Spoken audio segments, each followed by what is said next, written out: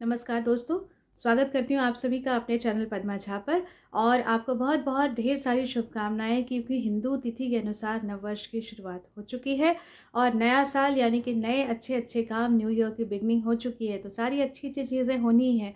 लेकिन आप जानते हैं कि जैसे जैसे अभी परिवर्तन हो रहा है, हमारे वातावरण में गर्मी बढ़ने जा रही है।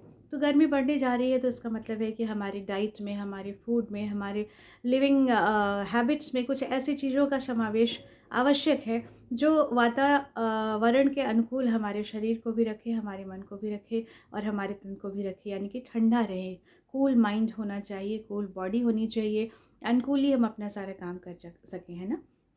तो आप समझ गए होंगे कि आज मैं आपसे किस विषय में बात करने वाली हूँ। तो फ्रेंड्स, आज मैं आपसे बात करने वाली हूँ एक ख़ास पर्व के विषय में, जो अभी तक जिसको अंधविश्वास से ही ज़्यादातर जोड़कर देखा जा रहा है, वो है शीतलाष्टमी के विषय में। इस आने वाले 4 अप्रैल को आप जान रहे हैं कि शीतलाष्टमी का पर्व होने वाला है और इस दिन ख़ास करके माँ शीतला की पूजा अर्चना की जाती है। और बहुत सारे लोगों में, बहुत सारे घरों में जो है वो बासी भोजन का प्रयोग किया जाता है। उस दिन चूल्हा नहीं जलता है, घरों में भोजन नहीं पकते हैं। एक दिन पूर्व यानी कि सप्तमी की शाम को ही जो भी चीज़ें बनाई जाती हैं, खास करके रबड़ी वगैरह, मीठे चावल इत्यादि पकाए जाते हैं और दूसरे दिन वो भगवान को भोग लगाया जाता है, माँ शीतला को भोग लगाया जाता है और परिवार के सारे सदस्य जो हैं वो उसी भोजन का उपयोग करते हैं, है ना। अगर हम ये बात देखें कि आज की जो यंग जनरेशन है, मैं भी उसी जनरेशन से हूँ, मैं बहुत ज़्यादा पुराने ज़माने में नहीं हूँ, लेकिन मैं ये चीज़ ज़रूर आप लोगों को आगाह करना चाहती हूँ कि जो हमारी न्यू जनरेशन है, उनकी जो थिंकिंग है ना, वो कहते हैं कि ये सारी दकियानुसी बातें हैं, इन चीज़ों का कोई हमारी ज़िंदगी में प्रभाव नहीं पड़ता है।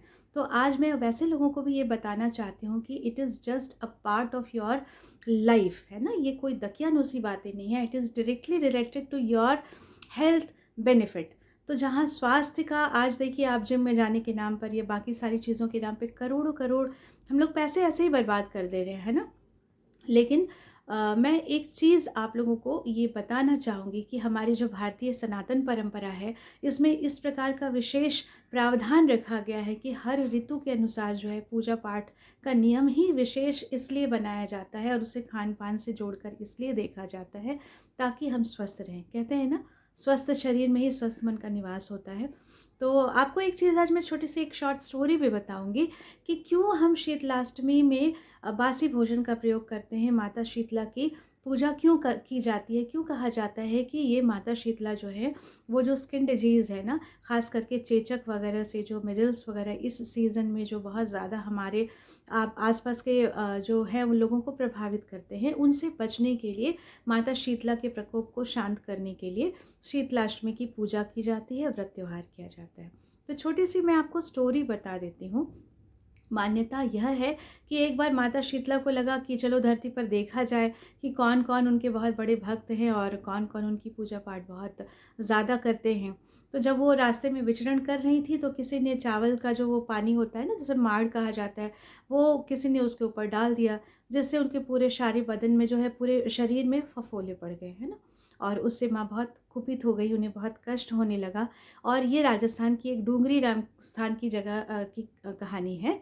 और वहाँ पर हुआ क्या कि जब माँ उस गांव में पहुँची, डूंगरी गांव में, और उन्होंने लोगों से बहुत ज़्यादा मदद मांगी, पर बहुत सारे लोगों ने उन्हें मदद देने से इनकार कर दिया। लेकिन वहाँ पर एक जो कुम्हार का परिवार था, वहाँ पर एक स्त्री थी जो माँ जो शीतला जो बूढ़ी के रूप में वहाँ पर विचरण कर रही थी।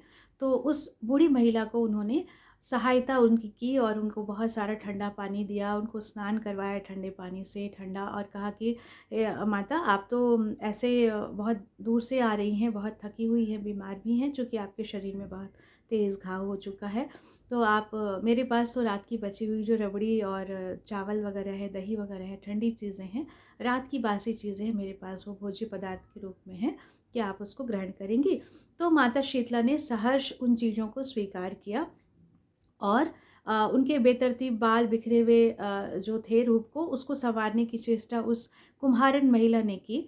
तो उसी दरमियान जो है वो माता का सही स्वरूप उनके नज़र में आया। तो जब माँ को लगा कि ये तो मुझे पहचान गई है, तो माँ ने उसको माने सकारात्मक रूप में अपने जो है कि असली रूप में उनको दर्शन दिया। और माता ने ही उनके शरीर से ही सारी घर का जो सारा कूड़ा करकट है वो सब साफ़ किया और उसे ले जाकर बाहर फेंक दिया और उस महिला को कहा कि मांगो कि तुम क्या वरदान मांगती हो।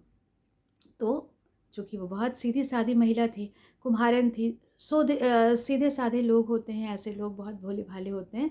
तो उन्होंने कहा कि माँ, जो भी आज के दिन आपकी पूजा करता है, घर साफ-सफाई करता है, चूल्हा ना जलाता हो, आप उन सभी पर कृपा करें, जो महिलाएँ हैं उनका सौभाग्यवर्धन हो और जो बच्चे हैं वो स्वस्थ रहें। यानी कि किसी भी प्रकार की जो रोग-शोक की संभावनाएँ हैं माँ, आप उनसे दूर करें। जो लोग भी इस प्रकार आपका पूजन करते हैं और आज के दिन जो है वो बासी भोजन का प्रयोग करते हैं, कई जगह लोग उपवास भी करते हैं।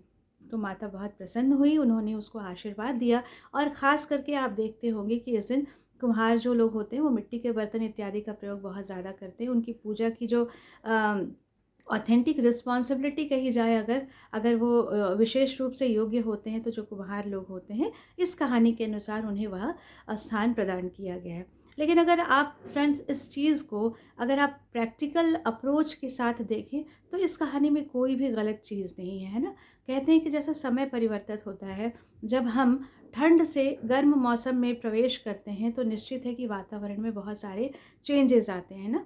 और बहुत सारे ऐसे वायरस जो अभी तो आप हम सभी कोरोना से अभी भी प्रभावित हैं, लेकिन इसके अलावा भी वातावरण में ऐसे बहुत सारे बैक्टीरिया इत्यादि पनप जाते हैं, जो हमारे स्वास्थ्य के लिए, हमारे स्किन के लिए स्पेशली बहुत ही हार्मफुल होते हैं।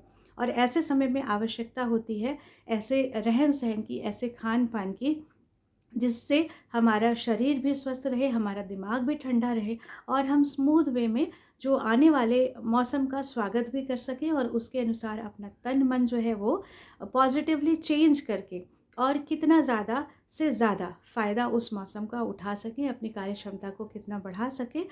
हर पर्व और हर त्योहार के पीछे मानसिकता यही होती है कि किस प्रकार पॉजिटिविटी की तरफ लोगों को आकर्षित किया जाए और लोगों के जनजीवन से जो आम उनकी डेली लाइफ्स है, उससे किस प्रकार नेगेटिविटी को दूर किया जाए, है ना? तो जो हमारी सनातन परंपरा है, हिंदू धर्म के विधि-विधान हैं, जो नीतियाँ हैं, वो उनमें कोई भी बुराई नहीं है। तो मैं स्पेशली जो यंग जनरेशन है, उन सभी से एक रिक्वेस्ट करना चाहती हूँ कि आप ऊपरी तह पर अपने धर्म को, अपनी परंपराओं को ना देखें, उसके तह में जाएँ। हर परंपरा के पीछे कोई न कोई एक साइंटिफिक रीज़न है, उस रीज़न को सर्च करें, जानें, अपने आस-पास से, अपने परिवार से, अपने जो मित्रजन हैं, जो सीनियर्स हैं, उनसे जानने की कोशिश करें और फिर समयानुसार उसको जितना आपकी लाइफ के लिए वो अप्रोचेबल हो, जितना ज़्यादा आप उस चीज़ का उपयोग अभी की परिस्थिति में कर पाएँ, उन चीज़ों का उतना ज़्यादा से ज़्यादा उपयोग करें और अपनी लाइफ को और स्मूथ बनाएँ और अच्छे से सेफ़ली अपनी लाइफ को एन्जॉय करें। तो आज के सेशन में बस इतना ही। मैं चाहती हूँ कि जो शीतलाष्टमी का व्रत है, यदि आप पूरी तरह से उपवास ना कर पाएँ, तो आप हम सभी मिलकर स्पेशली सप्तमी की तिथि को शाम में भोजन पकाएं और अष्टमी को भगवान को उसे अर्पित करके हम सभी उसका आनंद लें। और एक चीज़ मैं आप लोगों को फ्रेंड्स बताती हूँ, ट्रिक्स ये है ना कि एक दिन की आपकी कुकिंग की जो है वो छुट्टी होने वाली है, तो आप इस तरह से अपने समय का सदुपयोग किसी और चीज़ में कर सकती हैं और बहुत बहुत बहुत खुश रहें, इंजॉय करें लाइफ को, पॉजिटिवली लिव करने की कोशिश करें। जितनी भी नकारात्मक चीज़ें आपके आस-पास आती हैं ना, उसका सकारात्मकता के साथ मुकाबला करें, डटकर सामना करें, तो कोई भी चीज़ ऐसी नहीं है जो आपसे आपका वजूद छीन ले। I hope you understand whatever I want to say. Till then आप खुश रहिए, मस्ती कीजिए, एन्जॉय कीजिए। नमस्कार, गुड नाइट।